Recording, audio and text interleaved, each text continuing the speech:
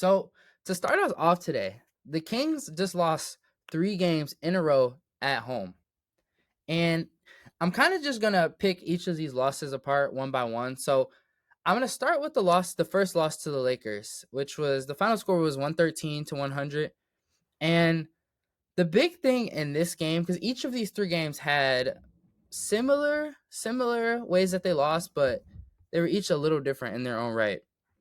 So their loss to the Lakers, the first one was mainly based on the turnovers. Like the Kings had 15 turnovers to the Lakers 10, and it wasn't even just turnovers, excuse me. This game was kind of just lost all around the margins because they got out rebounded very bad. The Lakers had 14 to the Kings 4, and then they also lost to possession battle, and this is directly like linked to the turnovers and the offensive rebounds. But the Lakers had 94 field goals made attempted, excuse me, to the Kings 82. So that's just 12 more shots. That's at least 24 more points. Like if you're making all those shots, that's 24 more potential points at the bare minimum. And you never know. Like if those are all 3 pointers, that's just a blowout. That's a huge difference. And it shows in the fact that they lost the game. And I cut them so slack on the first night because I knew they would be playing the Lakers again. The schedule was weird. Like the Lakers and Kings are playing each other like 3 times in 2 weeks, which I don't really like that. But you keep playing the same team over and over, you're bound to. I just think the likelihood of you losing because they can't really catch you off guard how like other regular season matchups are. When it's more spread out. But I guess hey, it saves money on travel. But that was kind of the story of the first loss. And when things kind of started to trickle down and you started to see a little slippage from them. But they turned around with another game against the Lakers. And this one was a lot more close. The final score was 103 to 99. And the Lakers honestly almost blew this game in similar fashion to other games during the season, like the Magic game, the Hawks game.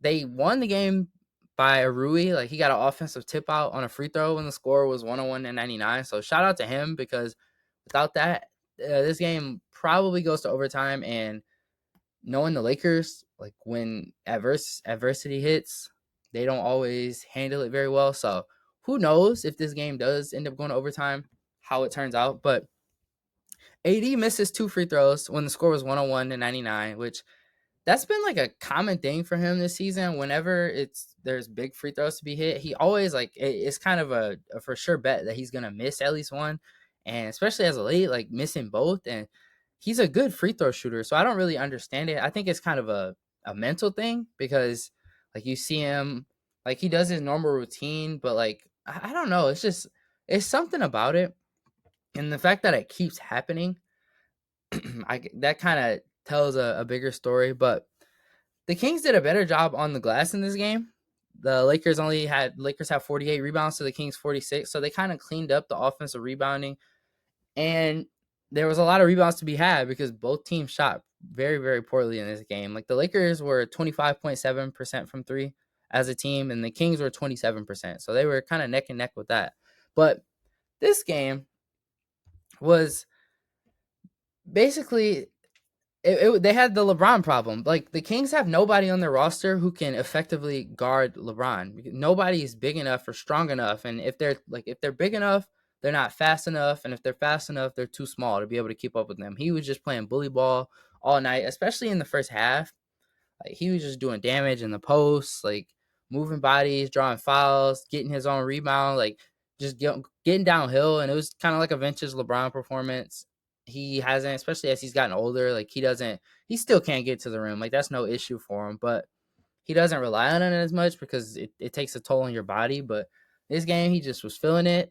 He was playing great defense. He was the problem in this game for the Kings, and that's kind of what it came down to. They just couldn't guard him, especially in key moments when they needed to get stops, unless he was settling for a pull up three, which he did a couple times towards the end of the game, and that's something I guess like at his age, you just kind of got to live with, even whether you like the shot or not. But yeah, the Kings, and then they followed up that second loss with another blowout. A blowout loss to the Pacers, and this game was pretty bad.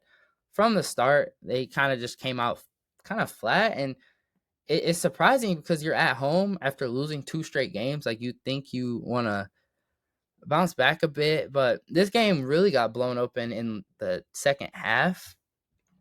The the big differentiator between the two teams in this game was the assists and just the shooting numbers. Like, the Pacers had 36 assists on 50 made shots. The Kings only had 21 assists on 35 made shots, and they shot pretty bad. Which, like I said, it's hard to believe that they came out like this after losing the last 2 games in the fashion that they did. The Pacers shot 58.1% from the field and 43.6% from three. And then the Kings were 36.5% from the field and 31.6% from three. So about 22% less and about 12% less on three. So just, it's hard to win a game when you're shooting that bad compared to the other team. And I want to give the Pacers some credit because I thought they were playing pretty solid defense. They were closing out the shooters. They were moving around. They were being aggressive, like at the point of attack. De'Aaron Fox looked okay in this game, but they kind of held Malik Monk under control. And then also DeRozan, and I'm going to touch on him in a second, but he was bad again in this game. And I guess my takeaways from this 3-game losing stretch is that their offense has just looked lackluster. It's been bad. That's kind of what the Kings are known for, especially with this iteration of their team. Like, they don't have a lot of defensive personnel. So if they're not outscoring you, they're probably not going to win the game. And it showed over these last 3 games. Over the last 3 losses and 3 games in general, they've had a 101 offensive rating, which is horrible, especially in today's NBA. On the season, just for reference, they're at about 114.8. So that's a 14-point dip, which can make or break a game. And the next thing that's also been kind of pretty apparent is DeRozan and his kind of fit with their offense. Like, in this game, the Pacers game, he had 2 points on 1 of 7 shooting, and I don't even think he cracked 12 in either of the games against the Lakers. And some of that's on him not getting the ball and just the ball not finding him in their offense, but it's also just he hasn't been super effective, and it's been a little hard because the Kings kind of rely on their shooting, and I don't think they went into the season expecting Herter and Keegan Murray to have down shooting years. So that kind of affects the fit with DeRozan because you have non-shooters out there essentially. Well, not non-shooters, but poor shooters. So it affects their spacing and just all across the board. And you've been seeing it as of late. And that's a big thing for them. They need to figure out and find some shooting on their roster because that's kind of why their teams are able to collapse. Like, the Lakers were able to trap Fox a bunch, and you kick it out to, Herter wide open or Keegan Murray wide open in the corner, and they're not hitting the shots. And you're not going to win a lot of games when your shooters aren't shooting well. And that's kind of been happening all season, though.